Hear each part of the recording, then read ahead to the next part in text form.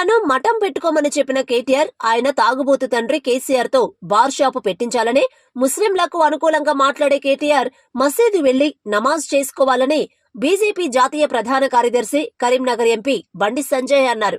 ఆదివారం సంజయ్ హనుమకొండ జిల్లా కమలాపూర్ మండలం ఉప్పల్ గ్రామంలో రైల్వే ఓవర్ బ్రిడ్జి పనులను పర్యవేక్షించారు.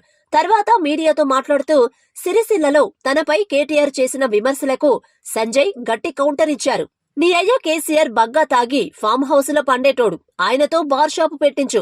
ఎప్పుడూ ముస్లింల గురించి మాట్లాడే నువ్వు టోపీ పెట్టుకుని మసీదులో ప్రతిరోజు నమాజు చెయ్యి అంటూ ఫైర్ అయ్యారు. మేధావిని గెలిపించాలంటూ కరీంనగర్ లో ఒకరిని వెంటేసుకుని తిరుగుతున్నావు.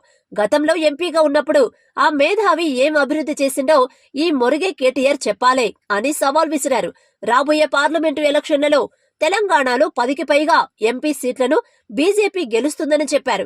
హనుమకొండ జిల్లా భీమదేవరపల్లి మండలం కొప్పూరులోని హనుమత్పురి పంచముఖ ఆంజనేయ స్వామి ఆలయంలో సంజయ్ ప్రత్యేక పూజలు నిర్వహించారు. అప్పులు చేసి మరీ అభివృద్ధి చేశామని చెప్పిన బీఆర్ఎస్ కనీసం సర్పంచులకు బిల్లులు కూడా ఇవ్వలేదన్నారు. ఇలా కేసీఆర్ కొడుకు మురిగినాడు సిరిసిల్ల, మనకు బల్బు బాగా ఎక్కింది, కన్నకవరం తలకాయ ఎక్కింది బాగా. నోరు హద్దులో పెట్టుకోవాలి. బండి సంజయ్ హిందుత్వం కోసం మాట్లాడితే, ధర్మం గురించి మాట్లాడితే నేత మఠం పెట్టుకోవాలట.